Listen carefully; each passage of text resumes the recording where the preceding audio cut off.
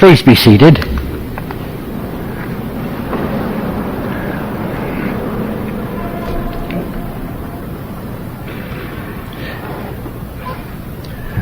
With the possible exception of the coming of the computer and cybernetics, the public opinion poll, the survey, is the great hallmark, it seems, of our social and economic and political life. At least everybody seems to react in Washington and Hollywood when they see the results. From the marketing of orange juice to subdivisions and subways, in presidential campaigns, in public policy, in legislation, in religion, all want to find out which way the wind is blowing. The latest New York Times, CBS, and Gallup poll count for an awful lot. What are people thinking? What do they need? What do they want? Today, Jesus is not taking a public opinion poll. He is not, in this account that we have just heard from St. Luke's Gospel, taking a sample, trying to measure his public image, attempting to size up his popularity or his chances at messiahship. He is not trying to discover some social, religious trend blowing in the wind. And Peter, who was after all believer and betrayer,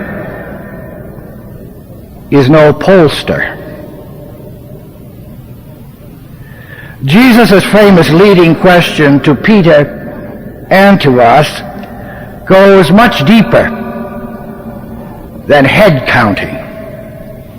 It goes to what we used to say, goes to an existential level. That's very deep, to the depths of our being. If we take Peter to be a sign, a symbol of each of us, believers and betrayers that we are, then it becomes clear that what Jesus wants in our lives is our own personal, individual affirmation of Him in our mean little lives, of who He is in me, in you, in our lives, of what place He has. No one else but you can do it. Only you can utter the word yes. Who do you say? Each of us is unique and incomparable and valuable, and yet we have an incredible shared thing about us.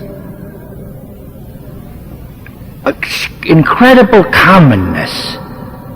All of us, whether we know it or not, are free, equally free to choose. What I mean is that the self-gift of the poor woman out there sharing her little lunch in a soup kitchen with another homeless one who has nothing, the gift of a broken-down priest who listens to someone else when no one cares to listen or care, the gift of the teacher who stays after to make sure the little kid has got it, the gift of and offering those who visit and comfort and feed those dying of AIDS, the parents and grandparents who really sacrifice and give it all up for the kids. All of these gifts are as valuable to God and to us as all the affirmations of princes, all the gifts of charitable trusts, all the endowments of the super-rich and the famous, and the just as valuable as all the icons of society and the leaders of nations can give. There is in self-offering the giving of the only thing that we really own, ourselves. It is a wonderful equality in the eyes of God. Who do you say that I am? Who we are is not that earth-shaking. Jew, Greek, black, white, gay, straight, young, old, rich, poor, and all the in-betweens. What is important is the gift that God gives us in making us in His own image, our freedom. Sometimes I think we imagine the biggest thing in life is to really do something that nobody else has ever done. The Jonas Salks of this world are rare and precious, and we thank God for them. And they do make a wonderful difference. But when you really think about it, the only thing that you can do that no one else can do is to take your own life and give it. Give it to another. Give it away. This is the real freedom. The freedom we share with God, who gives Himself to us, holding nothing back. The cross.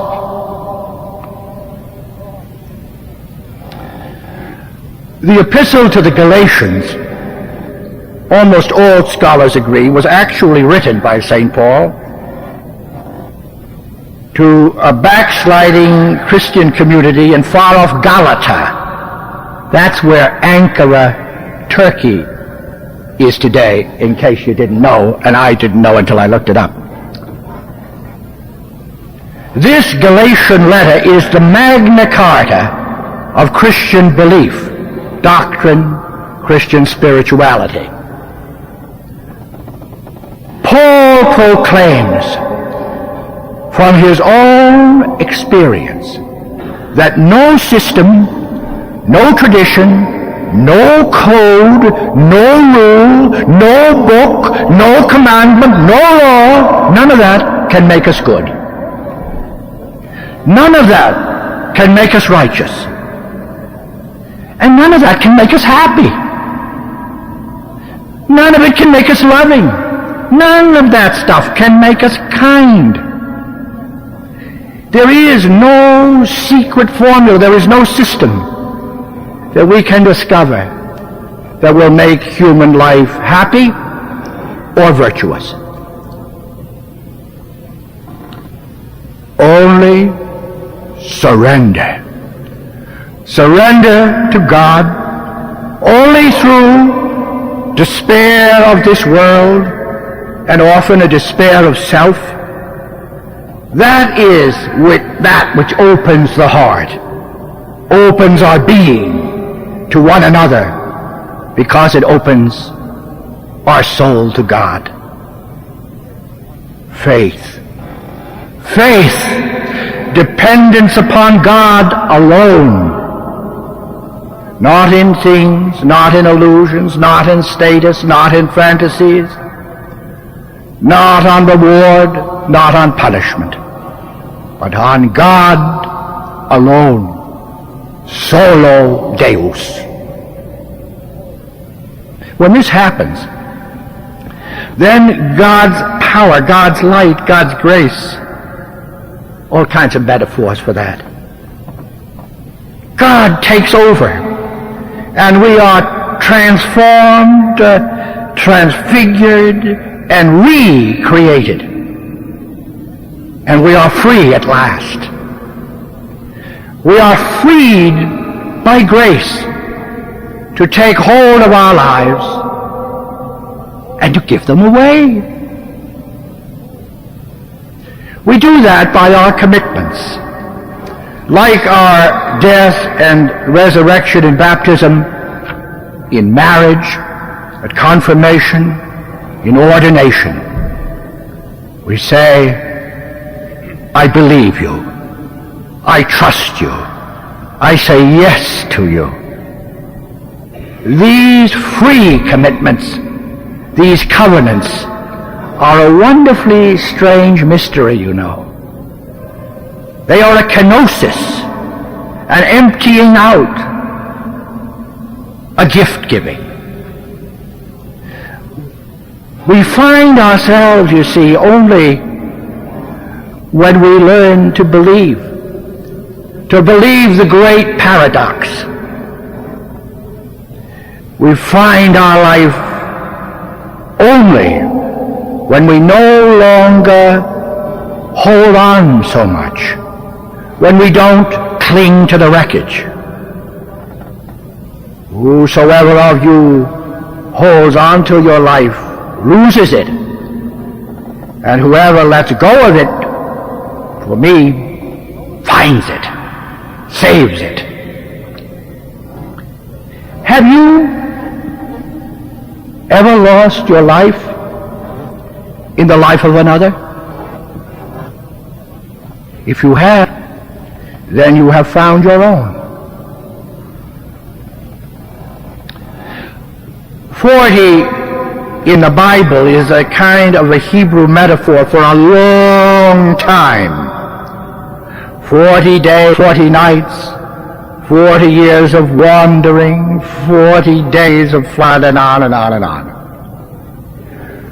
40 years ago this day, I somehow slipped under the hands of a bishop to be ordained a priest in the Church of God. My tongue still cannot say the good.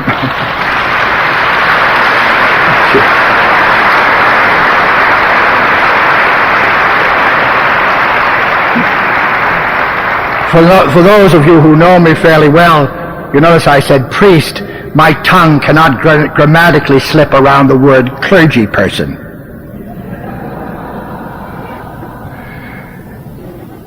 And it does not seem to me, by the way, to be a long time. Seems like yesterday. Some of you of the deans in my generation know what you mean. And how that ever happened is an enormous mystery to me. James Hillman, the great Jungian psychologist, has noted that we live in a very secular world where all mysteries are called problems.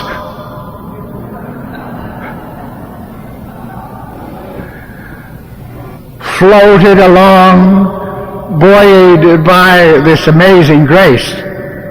Nothing I did. I was steered and moved to them who were not my own,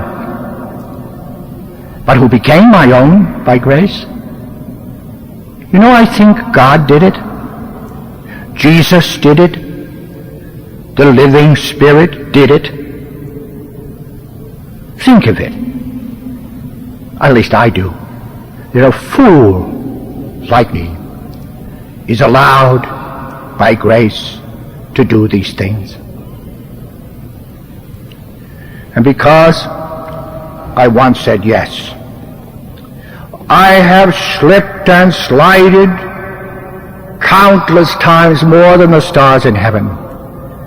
But I want to say to you and to the 4 Christian communities I have served in my life, I want to say to you and to my Lord, and this is as good and as a public place as any to say it, gracias, efkaristo, thank you.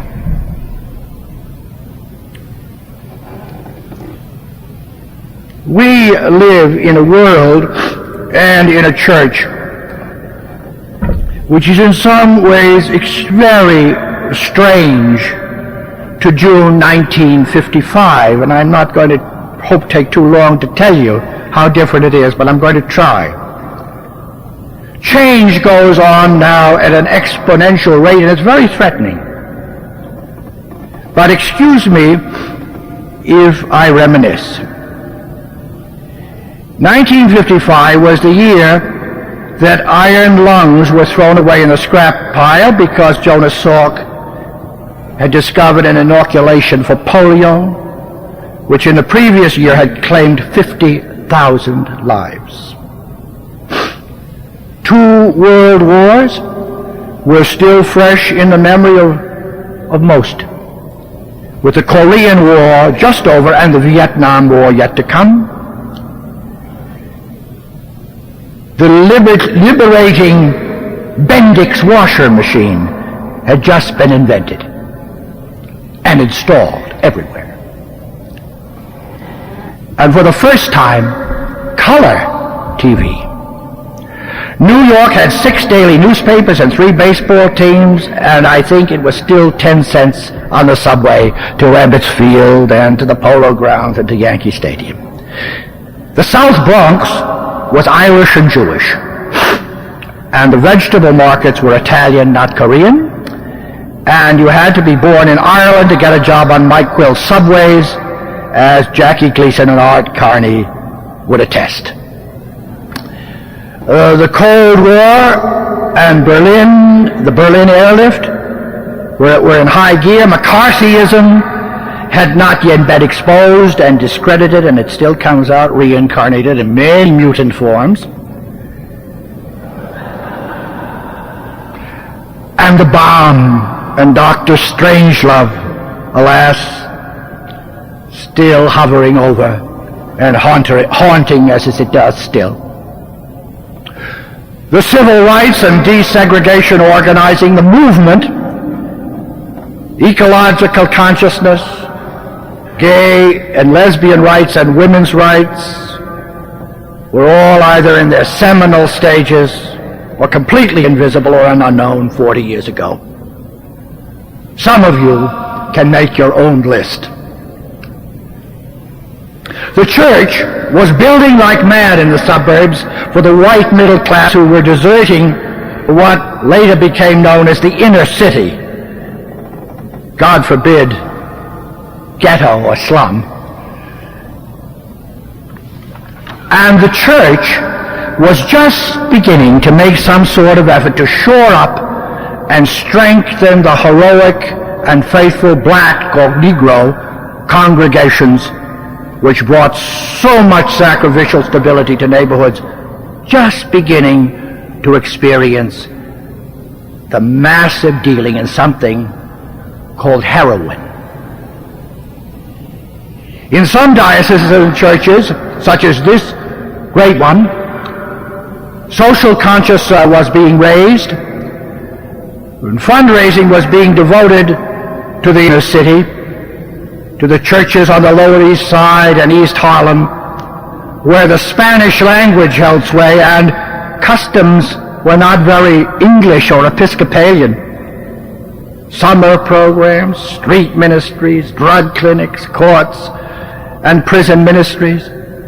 Urban days of witness that loaded this cathedral with all of the members of the urban poor churches who had marched down Broadway to say, here we are, we believe.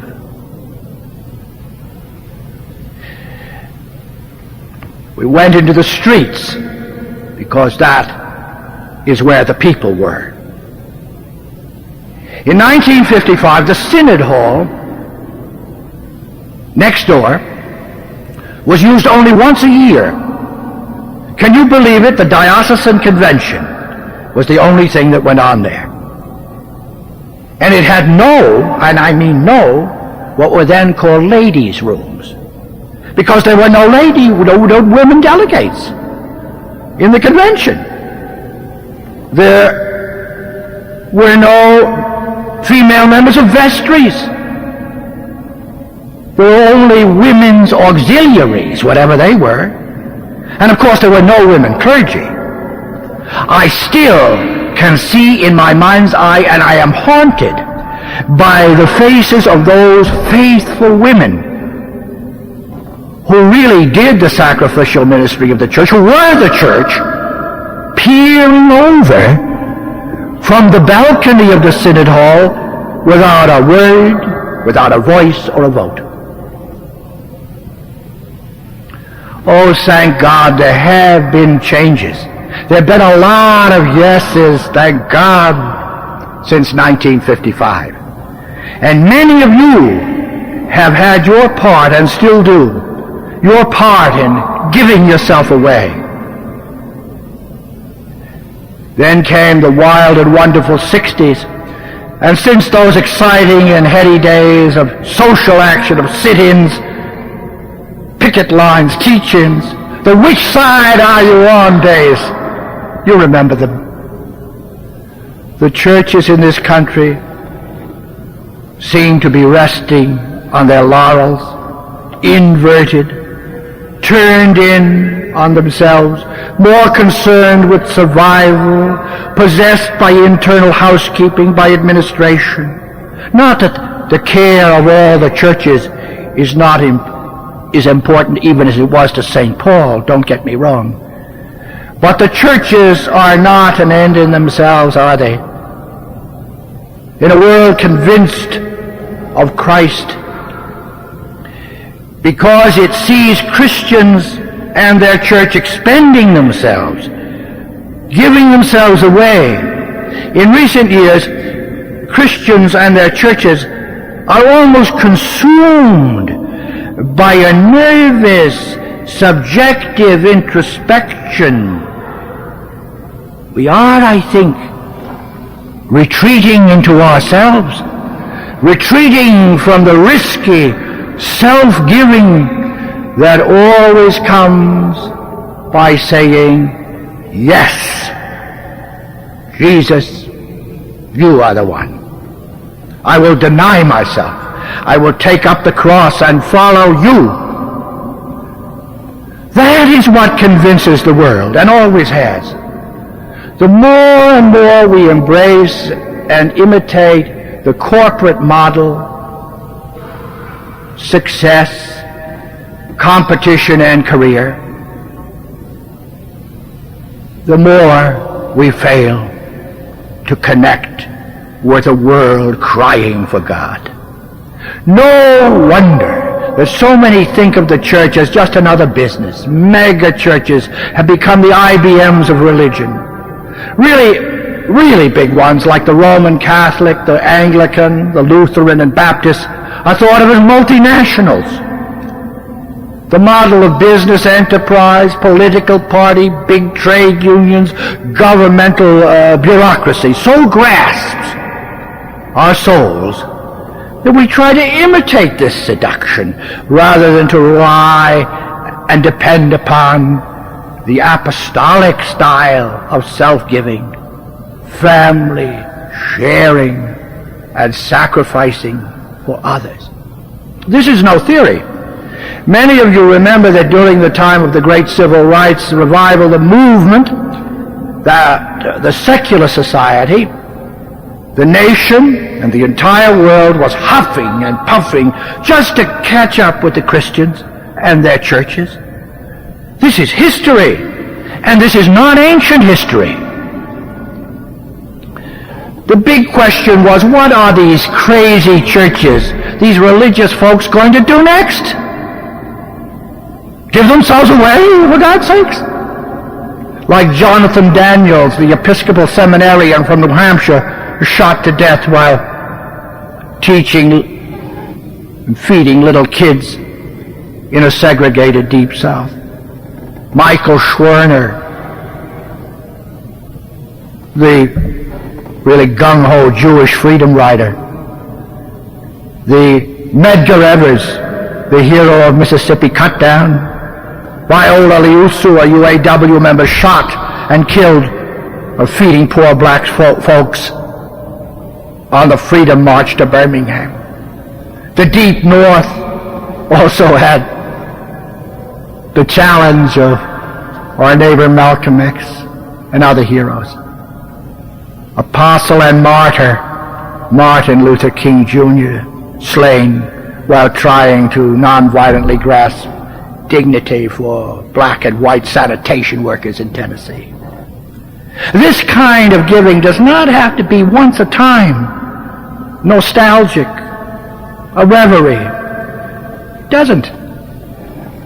Those little religious sisters among the sick poor in a town called Kitwit in Zaire, sharing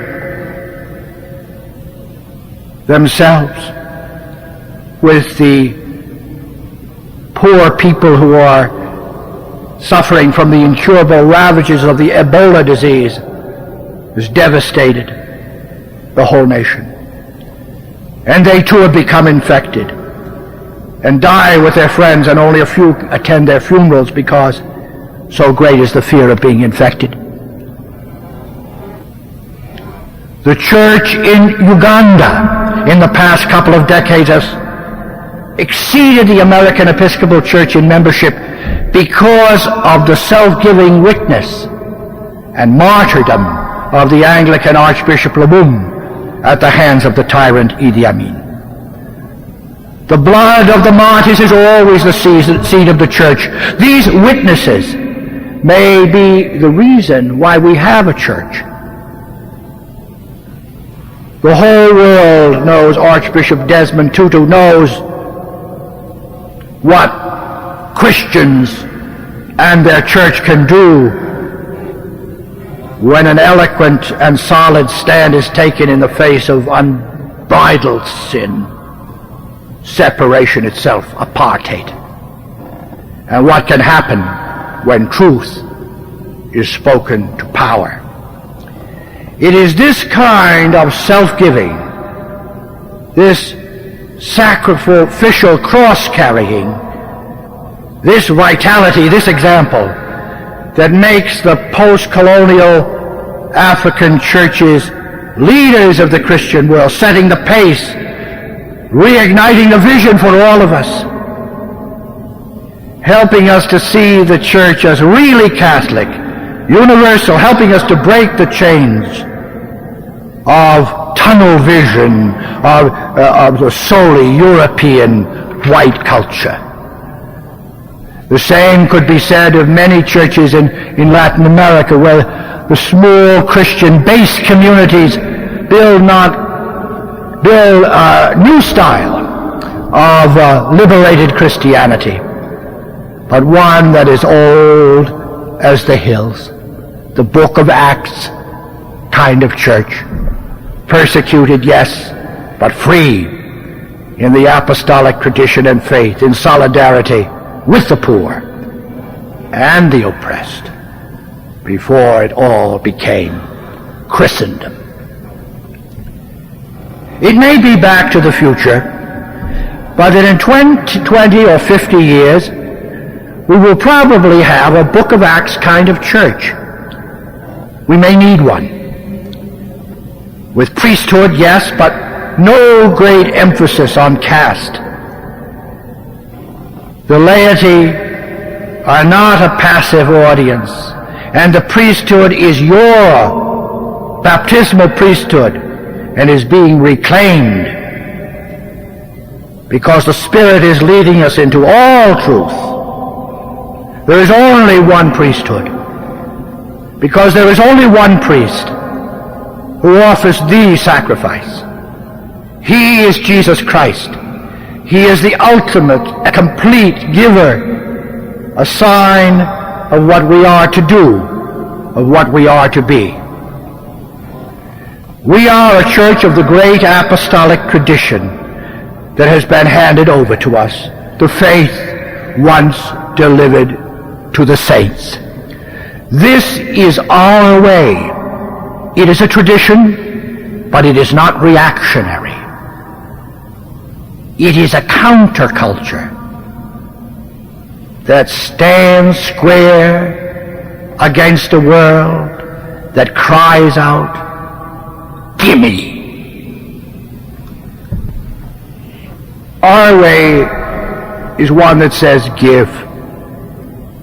It is the way of the apostles, apostles new and old, who make visible the self-giving of Jesus Christ to us all. When the church lives and gives for those who are not its members and who do not know its Lord, it always reaches its greatest glory. Now, once again, on this first day of the week, my friends, the day of the resurrection and recreation, we in the great apostolic tradition, with Peter and Paul and all the rest, we offer ourselves to God. We say yes to God, and holding back nothing, we give ourselves to one another. We receive the presence of Jesus into. We receive him, and we go out from this holy place to give ourselves away.